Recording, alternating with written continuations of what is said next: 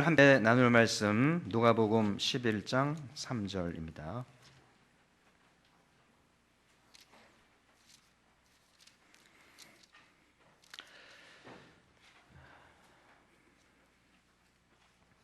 누가복음 11장 3절 우리 한 목소리로 같이 읽겠습니다. 시작.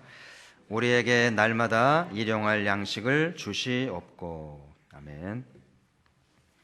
이제 한 해가 시작되었고요. 올 한 해도 금요기도회를 통해서 우리의 기도를 하나님이 들으시고 풍성한 삶이 있기를 기대하면서, 특별히 이 금요기도회는 이제 5일자가 시작이 되면서 주말이 시작되는 시간이기 때문에 안식과 연결이 되고요.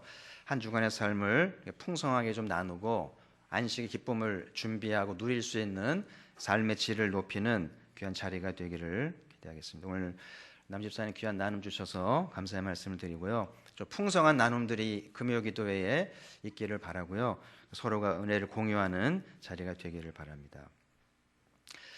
기업을 이제 겪어보신 분 알겠습니다만은 기업 임원들의 책상, 상무이사나 전무이사나 임원급 자리에는 이렇게 결제함이라는 게 이렇게 있어가지고 여러 칸이 있는데 결제된 것도 있고 보류도 있고 또 미결 이런 것들이 구분의 서류를 보관하거든요. 그래서 이제 직원들이 서류를 보고를 하면 임원들이 이제 평가를 하면서 어떤 서류는 완벽하기 때문에 이제 결제가 되는 것도 있고, 조금 부족한 부분들은 이제 미결되기도 하고, 또 잘못된 거는 이제 이렇게 돌려보내서 다시 서류 작성하도록 하잖아요. 참 쉬운 게 아니죠. 그래서 밤새 서류를 만들고 작성을 해서 하는 경우들이 많은데요. 좀 그런 생각을 해봤어요. 우리가 이제 기도 참 많이 하잖아요. 새벽에도 기도하고 저녁에도 기도하고 많이 하는데 우리의 기도가 다 응답이 되는가? 여러분 어떻게 생각하는지 모르겠어요. 여러분이 기도한 만큼 다 응답이 된다고 생각하는지, 어쩌면 기도는 나름대로 많이 하는데 응답은 너무 적은 거 아닌가? 이럴 수도 있고, 혹시 어떤 경우는 나는 기도도 별로 안 했는데 응답이 좀 과한 것 같아. 그래서 늘 죄송할 수도 있는 그런 경우도 있지 않겠어요? 그래서 저는 하나님의 집에 가면 응답의 창고가, 어마어마한 창고가 있는데 하나님 우리의 기도를 들으시려고 여러 방마다 응답을 재놓고 있는데, 그 천국 창고에는 그 응답이 보류된, 응답이 거절된 기도도 있겠구나라는 생각이 들어요. 그래서 천국 창고에는 응답이 이렇게 이제 보류되어 가지고 쌓여져 있는 이제 응답이 많지 않겠나 생각 들고요.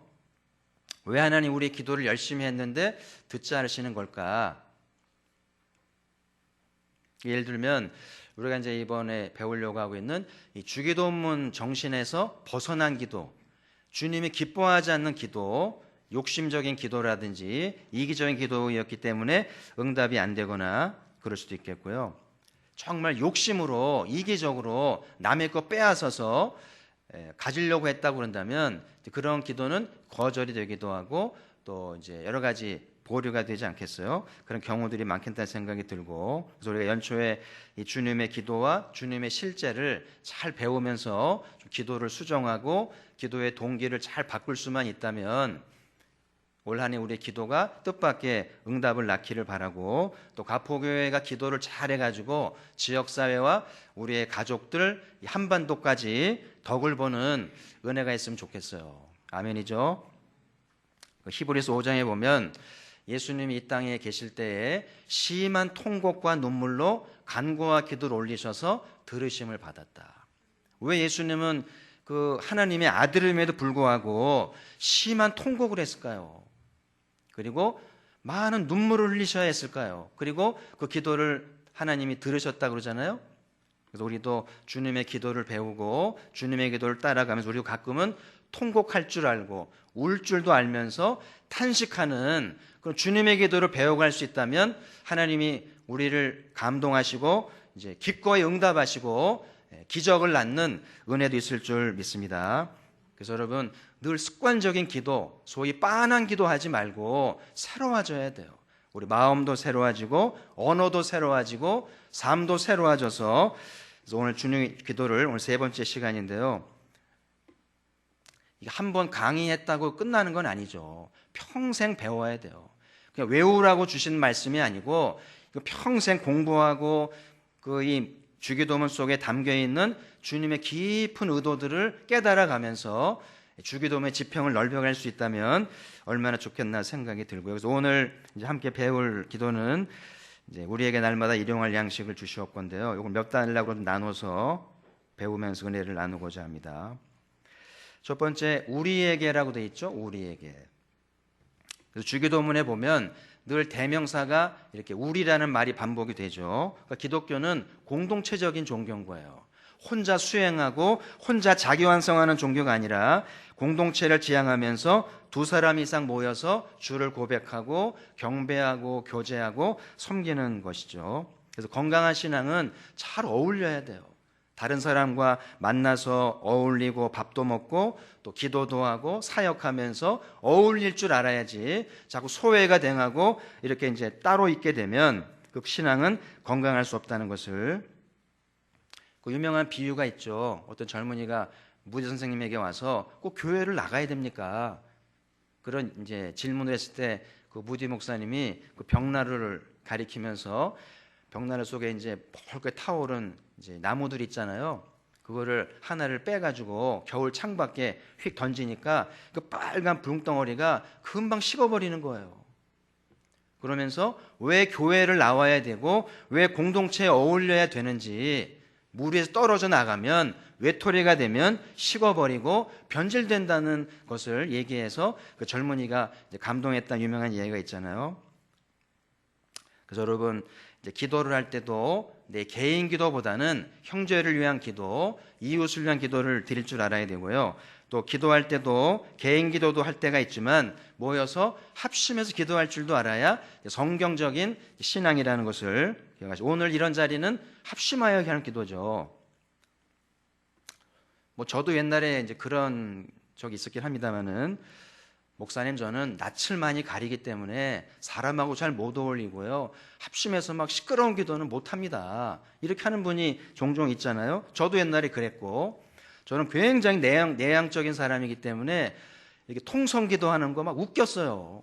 막 소리를 지르고 손뼉을 치고 막 웃음이 나올 정도였으니까. 근데 지금은 많이 달라졌죠. 이제 물론 개인의 성향과 기질도 하나님 무시하진 않습니다만은, 이제 성경적인 건강한 기도는 모여서 기도할 줄도 알고 통성으로 기도할 줄도 알아야 돼요. 하나님이 우리의 기질을 맞추는 게 난지 우리가 하나님의 의도에 맞추는 게 난지 하나님에게 맞춰야 돼요. 그래서 온전한 성품으로 서로 배워가면서 어울릴 줄 아는 것이 굉장히 중요하고요. 그래서 혹시 여러분 중에도 통성으로 기도할 낯선 분이 있으면 극복해야 돼요. 집중해서 합심해서 뜨겁게 기도할 줄 아는 것도 성숙한 신앙의 신앙인 것을 기억하시기를 바라고요.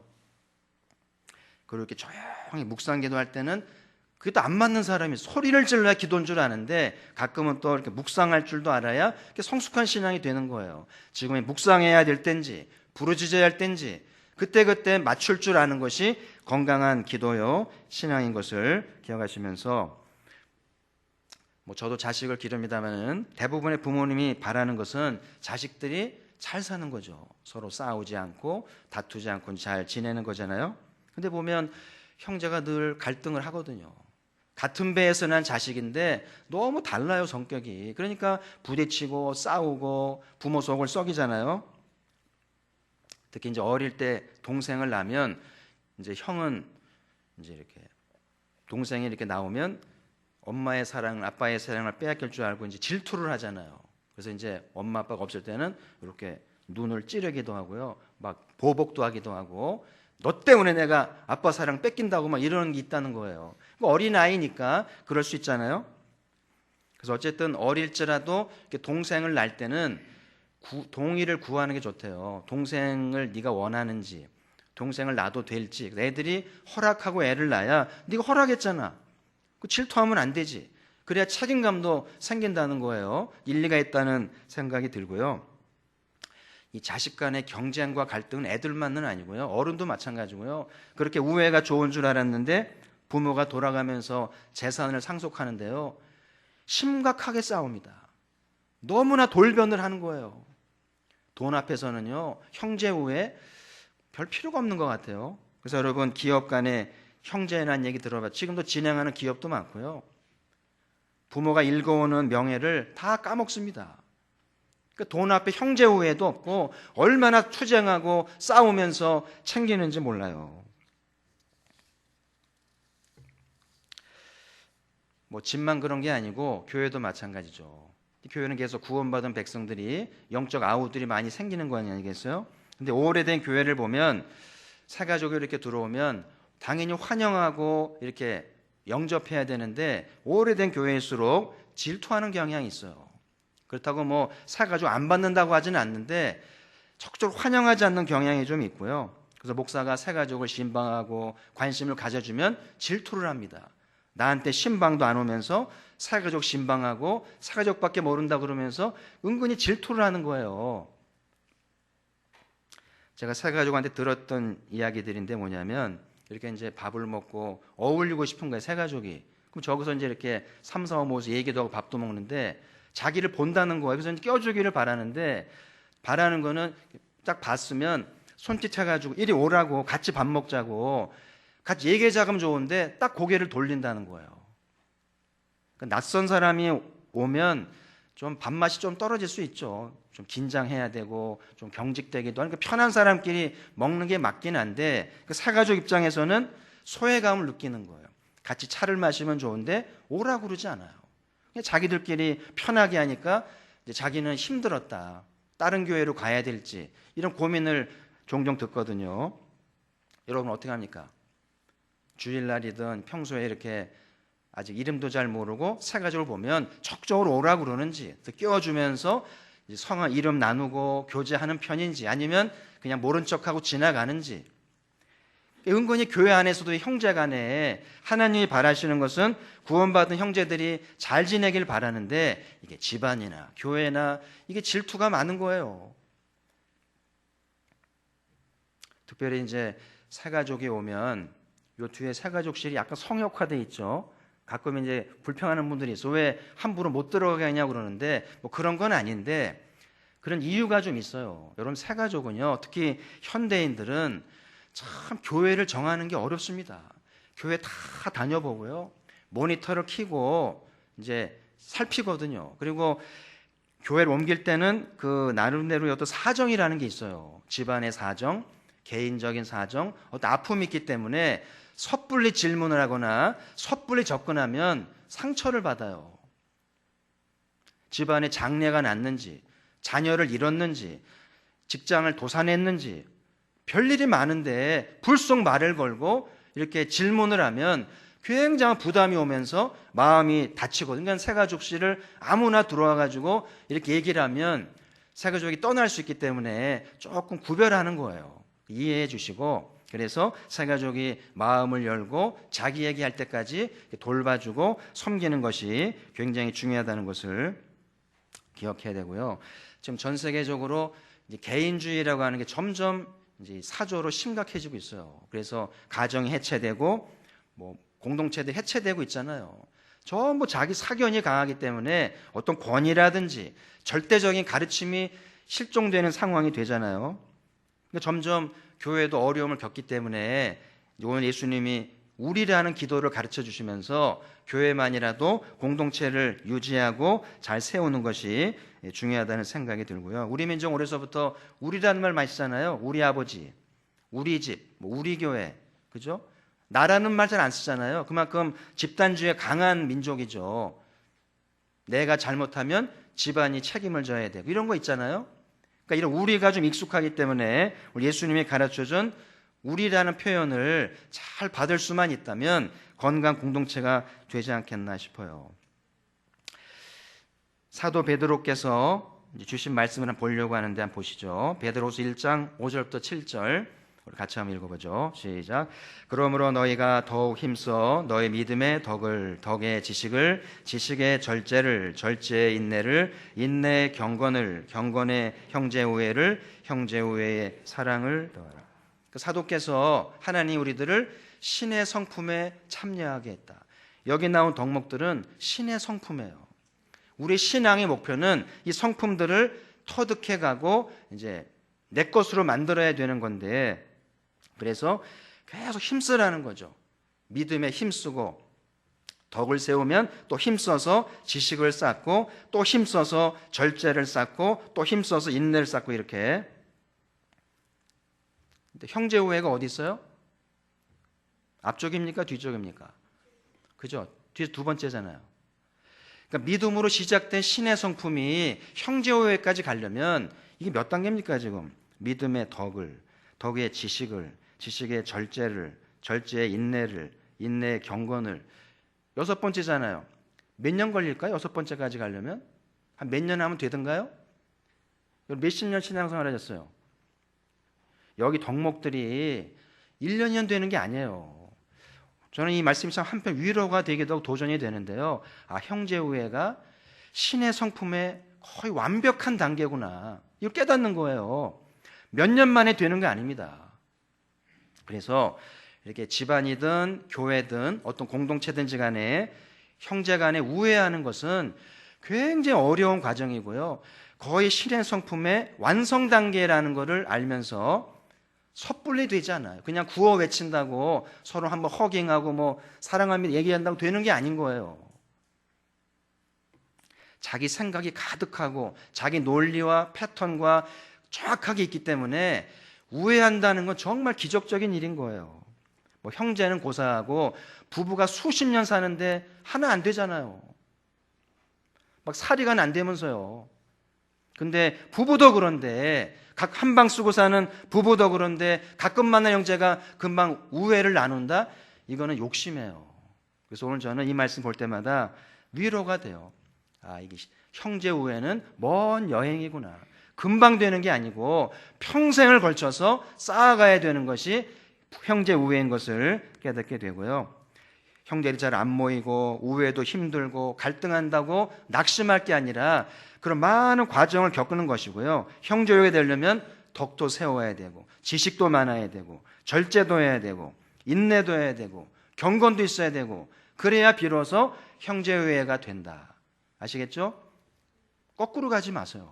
그래서 우리가 좀 더 가포교회가 형제 우애가 있는 교회가 되려면 앞에 덕목들을 좀 더 성실하게 힘써야만 가능한 성품인 것을 기억하면서 올 한 해도 열심히 힘써서 신의 성품까지 그리고 형제 우애까지 가기를 주의 이름으로 축복합니다. 그래서 형제 우애가 되면서 합심하여 기도할 때 얼마나 능력이 나타나겠는가.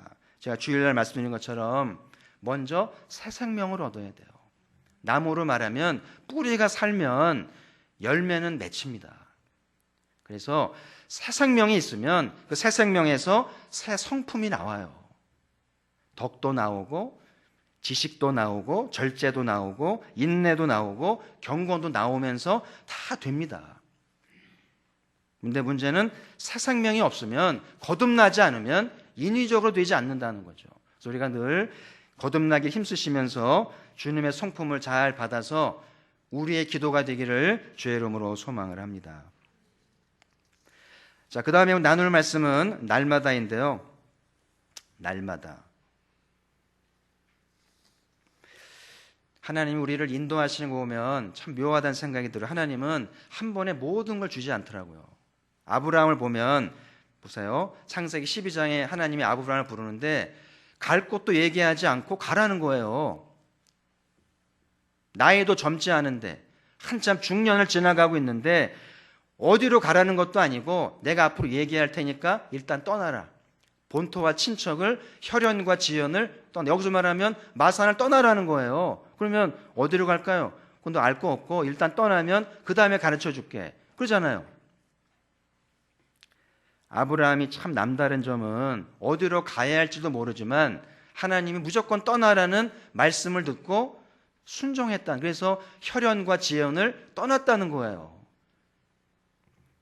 믿음의 여성은 아무나 되는 건 아닌 것 같아요. 여러분 같으면 떠나겠어요? 그리고 불완전한 삶을 사시겠어요? 그러니까 아브라함이 한 걸음씩 갈 때마다 하나님이 이제 지시하시고 인도하시면서 마침내 가나안에 정착하잖아요. 그러니까 아브라함이 이 과정에서 뭘 배우냐면은 하나님을 의뢰하는 걸 배우는 거예요. 하나님이 한 단계씩 인도하시고 응답하시고 의식주 해결하시는 것을 경험하면서 하나님은 믿을 만한 분이구나. 그리고 하나님께 기도하는 걸 훈련하는 거예요. 그렇죠? 한 번에 다 줬으면 그렇게 아브라함이 성장하지 않았을 것 같아요. 그래서 마침내 나중에는 이제 아브라함이 모리아 정상에서 이제 신앙의 정상을 경험하고 믿음의 조상으로 인정받잖아요. 그러니까 하나님이 이렇게 모리아 정상까지 한 단계씩 인도하시면서 이끄신다는 게 날마다인 거예요. 우리 먹고 사는 것도 마찬가지입니다. 하나님은 한 번에 평생 먹고 살 재산이나 물질을 주지 않는다는 거예요. 혹시 그런 분이 계시다면 그거는 저는 기독교적으로 생각하지 않아요. 뭔가 부정적인 방법이라는 생각이 들어요. 하나님은 오늘 주기도문도 날마다 양식을 위해 기도하라는 것이 주기도문의 정신인 거예요. 근데 굳이 날마다 기도하지 않아도 냉장고에 음식이 가득하고 뭐 돈도 많이 있고 뭐 염려할 거 없으면 주기도문 필요 없잖아요. 그래서 하나님이 오늘 3절에 말 주신 것은 날마다 기도해야만 되도록. 어떨 때는 아침 먹었는데 점심 먹을 게 없는 거예요. 그러면 기도해야 됩니다. 내일도 기도해야 되잖아요. 내년은 고사하고. 그래서 날마다 끼니마다 기도하는 것이 주님의 정신이잖아요. 근데 역시 여러분께 목사님 저 1년 기도 안 해도 뭐 걱정 없습니다 하는 거는 하나님의 축복일 수도 있겠습니다만 잘못하면 영적 게으름을 줄 수도 있는 계기가 될 수도 있잖아요. 그죠? 누가복음 12장에 보면 어리석은 부자애가 나오죠. 부자가 농사를 열심히 져가 소출이 늘었습니다. 창고가 모자라가지고 창고를 새로 졌어요. 크게 져가지고 소출을 쌌습니다. 그리고 이렇게 얘기하는 거예요. 내 영혼아 여러 해 물건을 쌓아두었으니 평안히 먹고 마시고 즐거워하자. 이제 좋은 날만 남은 것 같죠. 잘 살만 남은 것 같죠.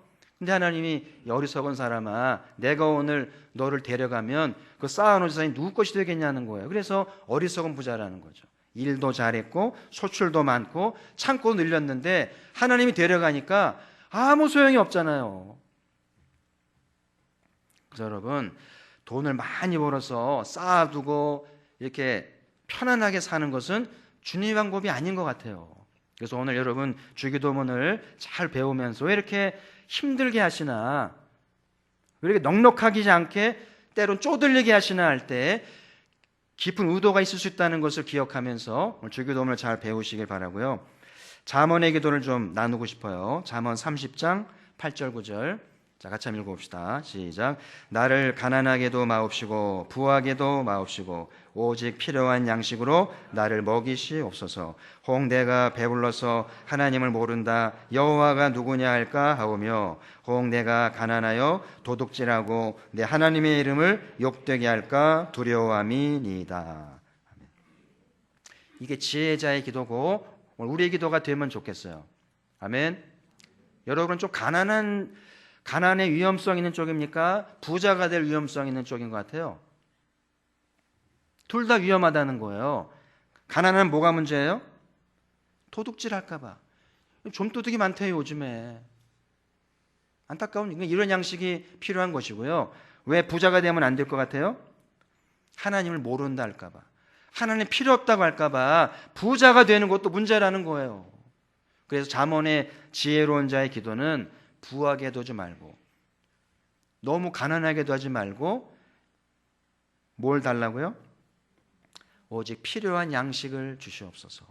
오늘 3끼 양식 있으면 그걸로 족할 줄 아는, 좀 확장하면 일주일을 먹을 게 있어도 너무나 감사한 그런 기도가 지혜자의 기도라는 거예요. 아멘. 어제 오늘 우리의 기도는 너무 욕심인지 몰라요. 1년치를 구하고 10년치를 구하고 노후를 구하는지 모르는데 하나님 방법은 그렇게 하지 말라는 거예요. 날마다 기도하면 내가 주겠다는 거예요. 그래서 여러분 아브라함처럼 하나님 이렇게 기도하게 하신 거는 날마다 하나님을 경험하면서 하나님을 의뢰하고 하나님을 경외하는 법을 배우는 것이 부자 되는 것보다 중요하다는 거예요. 왜 한국교회가 위기라고 말하는가? 왜 신앙에 위기가 오는가? 복을 너무 많이 받았어요. 그래서 기도하지 않아도 양식이 많고 살 집이 있으니까 하나님 인도를 소홀히 하게 되고 여호와 경외하기를 소홀히 하지 않겠어요? 저는 오늘 이 저녁이 내일 양식을 위해 기도하는 자리가 되면 좋겠어요. 정말 양식이 없어서 아버지가 주지 않으면 굶어야 되는 절박함이 있는 그런 삶이 된다면 하나님이 얼마나 도우실까. 여러분, 아이들에게도 풍족하게 주지 마세요. 그래서 아이들이 하나님께 날마다 기도해서 양식을 체험하고 필요를 체험받도록 하나님의 인도를 받도록 하는 게 지혜로운 부모의 가르침이라고 하는 것도 기억하시길 바라고요. 그래서 아무쪼록 저희들이 날마다 기도하면서 아브라함처럼 신앙의 정상을 경험하는 믿음의 사람 되기를 주의 이름으로 축복합니다. 자, 이제 마지막으로 일용할 양식을 주시옵건데요. 일용할 양식을 주시옵고. 그 방송에 보니까 전 세계 곡물이 생산되잖아요. 옥수수, 쌀, 밀 하는데 70%를 가축이 먹는다고 하더라고요. 깜짝 놀랐어요. 사람이 우선이 된 곡식이 돼야 되는데 얼마나 짐승이 많은지 사람이 먹을 곡식을 치라를 짐승이 먹어 치우니까 사람들이 굶는 거예요.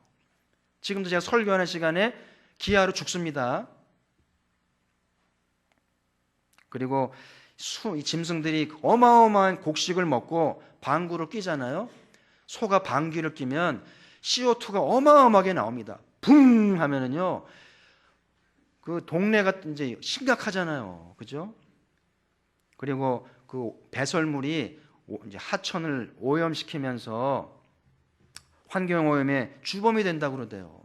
가축을 줄여야 된다는 거예요. 환경오염 때문에. 단순히 악취만의 문제가 아니라 물도 공기도 오염되기 때문에 왜 이렇게 가축이 많은 걸까요? 여러 분석이 돼야 되겠는데 얼핏 드는 생각은 고기를 많이 먹는구나, 인간이. 고기를 많이 먹으니까 축산업이 활성화되면서 많은 짐승을 사육해야 되는, 그러니까 그만큼 환경이 오염되어지고 방귀 많이 끼고 똥 많이 싸니까 심각해지는 거 아닌가. 자업자득이죠. 사람은 굶어 죽는데 짐승이 곡식을 먹어 치운다는 것이 참 아이러니한 거죠. 고민해 봐야 될 것이고 기도할 제목이라는 생각이 듭니다. 그냥 짐승들을 다 이렇게 내보내 가지고 자연에 들어가서 생태계 원리를 따라서 먹고 살게 하면 얼마나 좋을까. 요즘 애완견도 많이 기르잖아요. 역시 애완 기르는 분도 계실 텐데 오해 없이 들으시기 바라고요. 요즘 애완견이 가족 같잖아요. 그래가지고 개가 아프면 수술을 받습니다.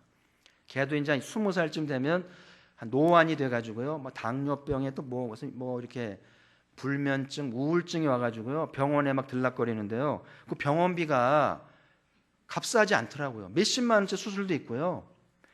사람은 수술비가 없는데, 사람은 치료비가 죽어가고 있는데 개가 수술을 받고 팔자를 고친다? 이것도 고민해야 할 문제입니다. 우리 그리스도인들이 이렇게 살아도 되는지. 물론 개를 사랑하고 하나님이 짐승을 보호하는 건 맞는데 제가 볼 때는 수술은 시키지 맙시다. 그 돈이 있으면 좀 저축해가지고 열방에 수술비가 없는 환자들을 돕고 사생명을 얻게 하는 게 또 의미 있는 일 아니겠어요? 일용할 양식을 주시옵고, 오늘 공부해야 할 귀한 주제인데요. 그래서 오늘 여기 하나님이 일용할 양식을 주시옵고라는 기도는 나의 양식도 나의 양식이지만 이웃을 위한 양식을 기도가 될 수도 있어야 된다는 거죠. 하나님, 이웃들의 일용할 양식을 주시옵소서. 그래서 오늘 이후로 배웠으니까 식사 기도할 때든 이렇게 기도할 일이 있으면은요, 이렇게 음식 주셔서 감사한 기도만 하지 말고, 아시겠죠, 젊은이들? 기도할 때 어려운 친구들에게 양식을 달라고 기도까지 하시고 먹으면 하나님이 얼마나 기뻐할까요? 좀 성숙한 기도를 해야 돼요. 어쩌면 우리 이웃들 중에는 하나님 양식을 주세요 기도할 수 있잖아요. 주기도문을 하도 유명하니까. 근데 하나님 양식을 안 줘서 굶어 죽으면 나중에 어떻게 될 것 같아요? 하나님께서 주기도문대로 실천하지 않은 교회와 크리스찬들에게 책임을 물 수 있다는 생각이 들어요. 그래서 가포교회가 이 기도를 잘 배워서 이 신마산에 양식이 없는 이웃들은 없는지, 살펴야 됩니다. 그래서 그들에게도 양식을 주고 끼니를 줘야만 교회가 칭찬을 받고 면류관을 받는 거죠. 그래서 우리가 긍휼 통장을 하긴 합니다만 어쩌면 일용할 양식 통장을 따로 만들어서 계속 세이브를 해서 접수가 들어오는 대로 다 점심 주고 저녁 주고 할 수 있도록 해야 되지 않을까? 그게 주기도문의 가르침이잖아요. 그죠? 여러분의 가게 살림도 이 기도를 잘 배우시면서 우리 집만 먹을 걸 기도하지 말고 조금 아끼고 전략해서 양식이 없는 이웃들을 위해서 얼마만 내놓을 수 있는 그런 기도를 실천해야 주기도문이 완성이 되는 거잖아요. 그죠? 오늘 또 한 가지 일용할 양식을 배우면서 한 가지 더 이제 확장해야 될 것은 여기 일용할 양식은 밥 세끼만이 아니라 영혼의 양식까지도 포함될 수 있다는 거예요. 사람은 밥 세끼로 살지 않습니다. 영혼의 양식이 필요로 하잖아요. 그러면 말씀을 얼마마다 자주 먹어야 건강한 것일까? 밥은 세끼 먹는다고 그러는데 말씀은 얼마만큼씩 먹어야 이게 정상인 것 같아요. 물론 밥 세 끼 먹지 않는 사람도 있죠. 밥 두 끼만 먹고도 건강한 사람이 있고요. 세 끼 먹고도 성병 안 사람이 있기 때문에 몇 끼니를 먹냐가 절대적인 건 아닙니다만은 관계는 있는 것 같아요. 말씀을 얼마큼 한 주간 먹어야 건강한 신앙이라고 말할 수 있을까를 고민해야 되는 것이 오늘 3절인 거예요. 저는 이 말씀을 먹는 열정과 태도가 영적 건강과 무관하지 않다고 저는 봐요. 여러분 아이들을 보세요. 뭐 저도 옛날에 그랬습니다만은 여기 청소년 젊은이들은요 밥을 얼마나 많이 먹습니까? 막 소스로 먹죠. 어마어마하게 먹는데 다 소화를 시킵니다. 어떻게 소화를 시키는 걸까요? 위가 특별하나요? 그러니까 젊은 애들은 활동을 많이 하니까 에너지를 많이 쓰기도 하고 성장하려니까 엄청나게 먹는 거예요. 그렇죠? 그 애들이 성장을 하고 활동을 하려니까 그렇게 먹어 치우는 것처럼 영적으로 건강하다면 주의 일을 왕성하게 하고 주의 일을 왕성하게 한다고 영적으로 성장하기 위해서는 얼마만큼 말씀을 먹어 치워야 되는 걸까요? 관계가 있다고 봐요. 그래서 주의 일을 왕성하게 하고 영적으로 충분히 자라 아까 말씀드린 것처럼 형제 우애까지 자라게 되려면 말씀을 어마어마하게 먹어야 되지 않겠나. 여러분 주님의 일을 밥심으로 할 수 없어요. 그렇죠? 밥도 먹어야 되겠습니다만은 밥 잘 먹는다고 주의 일 잘하는 거 아니죠. 말씀 힘이 있어야 돼요. 말씀의 은혜를 받고 말씀의 감동을 받아야 주의 일을 하는 것 아니겠어요? 그래서 여러분 올 한 해도 잘 생각하시고요. 이 일은 많이 하는데 말씀이 모자라면 어떻게 해야 되겠어요? 일을 줄이세요. 과부하가 됩니다. 아니면 일을 그만큼 하고 싶으시면은 그만큼 말씀을 많이 섭취해야 돼요. 그래야 그 많은 일을 감당할 수 있겠죠. 일을 줄이는 게 낫겠어요? 말씀을 충분히 먹는 게 좋겠어요? 이런 스스로 판단하시고 과부하지 않기를 바라요.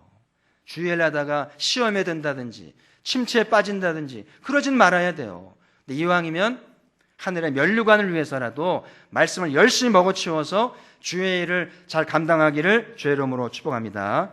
그래서 오늘 팁 두 말씀을 더 드리려고 하는데 잘 보시길 바라요. 요한일서 2장 12절 같이 한번 읽어보죠. 시작. 청년들아 내가 너희에게 쓰는 것은 너희가 악한 자를 이기었음이라. 청년들아 내가 너희에게 쓴 것은 너희가 강하고 하나님의 말씀이 너희 안에 거하시며 너희가 흉악한 자를 이기었음이라. 그러니까 사도 요한은 교회 안의 사람들을 세 부류로 나눠요. 어린아이, 청년, 아비. 그러니까 어린아이는 초보 신앙이죠. 유아기적 신앙이고 청년은 왕성한 젊은이 같은 혈기방장한 주의 일을 힘있게 하는 세대를 말하고요. 아비는 거의 하나님 같은 존재죠. 주님과 신령한 교제하는 영적 어른들을 얘기하는 건데 나는 지금 어린아이인가 청년인가 아비인가. 올 한 해도 어린아이 신앙에서 청년 신앙으로, 청년 신앙에서 아비 신앙으로 성장하길 바랍니다. 아이에 머물면 안 돼요. 나이가 60인데 애기짓 하면 안 되잖아요. 영적으로 자라가야 되는데 초대교회는 청년 신앙이었어요. 그래서 오늘 말씀대로 악한 자를 이기고 흉악한 자를 이겼습니다. 할렐루야. 어떻게 이깁니까? 말씀이 너희 안에 거하시며. 그러니까 말씀 왕성하게 먹으니까 그 말씀의 파워가 사단을 이기고 영적 싸움에서 승리했다는 거예요. 저는 가포교회 젊은이들이 말씀으로 충만하길 바랍니다. 신구약을 씹어 먹으세요. 통째로 삼키면 강력한 힘이 생깁니다. 우리 모두가 청년의 신앙으로 말씀을 받아서 주의 일을 잘 감당하기를 축복합니다. 자, 한 말씀 더 나누고요. 히브리서 5장 12절 또 같이 있습니다. 시작. 때가 오래되었으므로 너희가 마땅히 선생이 되었을 터인데 너희가 다시 하나님의 말씀의 초보에 대하여 누구에게서 가르침을 받아야 할 처지이니 단단한 음식은 못 먹고 젖이나 먹어야 할 자가 되었도다. 여기 보면 신앙이 젖을 먹는 신앙이 있고 단단하게 먹는 신앙이 있잖아요. 그죠? 아직 유아 2도 안 난 애가 고기 먹습니까? 애 죽습니다. 애는요, 젖을 먹거나 이유식을 먹어야 되는데 이가 나고 위가 이제 정상이 되면 이제 쌀도 먹고 단단한 것도 먹잖아요. 그죠? 때가 있는 거죠. 우리의 신앙도 복음의 기초를 들어야 할 사람이 있고 이제 거기서 머물지 않고 제자도 헌신이라든지 희생과 순교 같은 말씀도 들어도 소화할 수 있는 이제 잘하는 신앙이 돼야 된다는 거예요. 우리 가포교회가 정말 선교하는 교회가 되려면, 그죠? 제자도 헌신을 받아야 돼요. 순교와 희생, 각오하고 이제 성장해야 이 일이 감당되는 거잖아요. 그죠? 무슨 말씀을 하시든지 책망을 하더라도 바르게 하는 말씀도 받아낼 만큼 단단한 식물을 먹어야 된다는 얘기를 하고 있잖아요. 그 어린 사무엘이 주의 음성을 듣잖아요. 사무엘아, 사무엘아. 처음에 몰랐는데 이제 엘리의 가르침을 받고 그 음성을 듣는데 사무엘이 놀라잖아요. 무슨 말씀을 들었냐면 자기를 키워준 엘리사상 집안이 망한다는 거예요. 그 집안이 망하고 자녀들이 죽고 사산을 하고 그런 충격적인 말씀을 듣습니다. 그 아침에 제사장이 사무엘을 불러서 사무엘아, 하나님 뭐라고 하시더냐? 말할 수 없습니다. 애지만 그 말할 수 없잖아요. 그죠?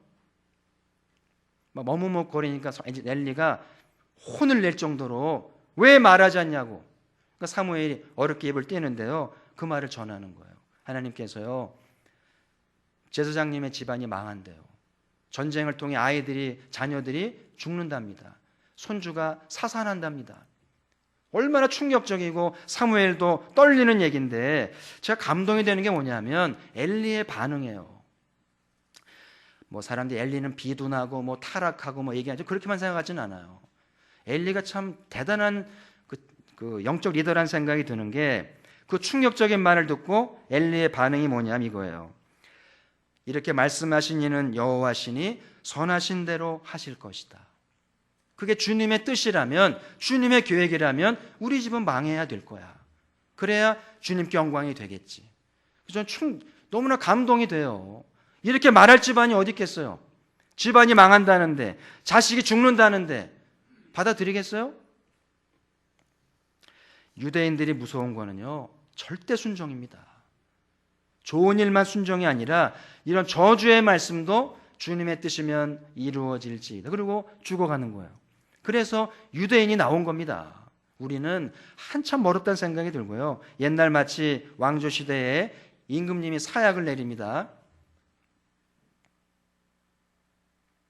나라를 위해 일했는데 억울하게 사약이 내려오면은요, 어떡합니까, 신하들이?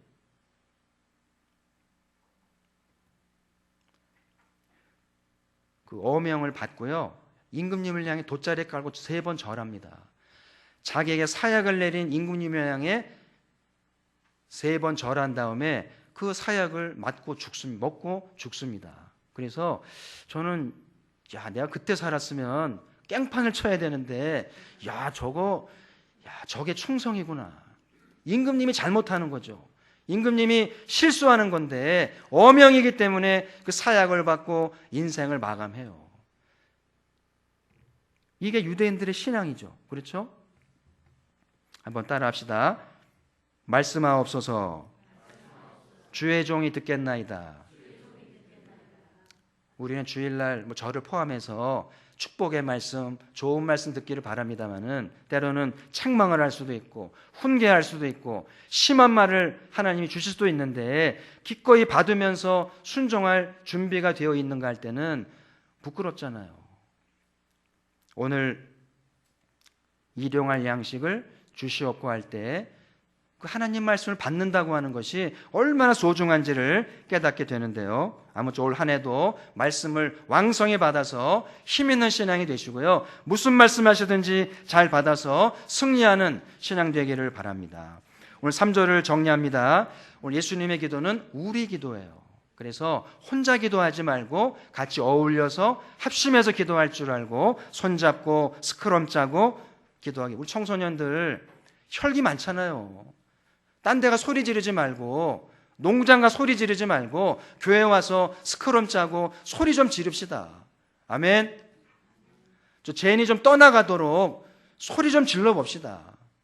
하나님께서 우리의 기도를 기뻐하시는 거예요. 개인 기도에 머물지 말고 합심해서 기도할 줄 아는 신앙이 되길 바라고 형제 후에는 먼 길을 가야 돼요. 하루아침에 되지 않습니다. 갈등도 많고 차이도 많고 한 해 되기 어렵습니다. 부부도 안 되는데요.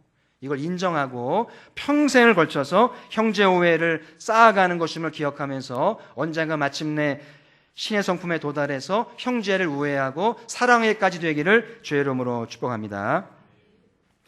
오늘 날마다 기도를 배웠고요. 하나님은 한 번에 다 주지 않아요. 노보장 해주지 않습니다. 주님의 방법은 한 걸음씩 한 걸음씩. 진짜 제대로 된 신앙은 매 끼니마다 기도하기를 바라시는데 그건 좀 심하잖아요. 한 달 정도? 한 1년 정도? 너무 욕심 부리지 맙시다. 그래서 너무 가난하게도 마시고 부자가 되지도 말게 하시고 양식으로 인해 감사할 줄 아는 기도를 드려보시길 바라고 나만의 양식이 아니라 형제 양식을 위해서 힘쓸 줄 아는 열방의 기아로 죽은 형제들을 생각하면서 가포교회가 좀 더 힘을 모으고 전략하면서 너무 짐승에게 투자하지 말고,